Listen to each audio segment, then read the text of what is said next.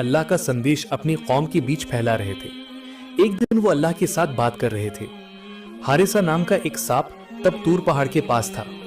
उसी समय महान अल्लाह ताला ने हजरत मूसा अलैहिस्सलाम से कहा, ए मूसा सुन लो, मैंने तुम्हें पसंद किया है और तुम्हें जैसे भेजा है वैसे ही मैं तुम्हारे बाद भी कई नबी और रसूल भेजूंगा, लेकिन आखिरी दौर में मैं एक नबी भेजूंगा जिसका नाम अहमद होगा। तब मूसा अलैहिस्सलाम ने अल्लाह रब्बुल आलमीन से पूछा, या रब्बुल आलमीन, आपका वो नबी और उनके उम्मत अनुयायी कैसे होंगे? तब महान अल्लाह रब्बुल आलमीन ने फरमाया, वो दया और करुणा का स्रोत होगा। वो केवल इंसानों के लिए ही नहीं बल्कि जिन जाति और तमाम सृष्टि के लिए रहमत कृपा होगा। उसके उम्मत अमल कम करेंगे लेकिन अमल के मुकाबले में उन्हें सवाब पुण्य ज्यादा मिलेगा। वो मेरी आखिरी वाणी पवित्र कुरानुल करीम लेकर आएगा।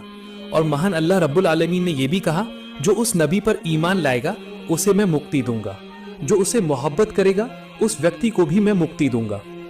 चुपके चुपके इस महान बातचीत को सुनकर हारिसा साहब के दिल में एक उम्मीद की किरण जागी। वो मन ही मन सोचने लगा, जिस नबी से महान अल्लाह रब्बुल आलमीन इतना प्यार करते हैं, अगर मैं उस नबी के मुख से माफी की दुआ मांग सकूं तो यकीनन महान अल्लाह रब्बुल आलमीन मुझे माफ कर सकते हैं। अगले दिन सुबह हारिसा साहब की मुलाकात मूसा अलैहिस्सलाम से हुई। उस हारिसा साहब ने तब हजरत मूसा अलैहिस्सलाम से कहा, ए मूसा अलैहिस्सलाम, मैं हारिसा बोल रहा हूँ, मैं एक सांप हूँ, आप पीछे मुड़कर मेहरबानी करके नीचे देखिए। तब मूसा अलैहिस्सलाम चलना बंद करके खड़े हो गए और उन्होंने पीछे मुड़कर नीचे देखा।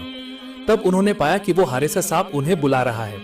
तब वो हारिसा साहब धीरे आवाज में कहने लगा, या रसूल अल्लाह, ए अल्लाह के नबी, मैं आपके पास एक गुजारिश लेकर आया हूँ।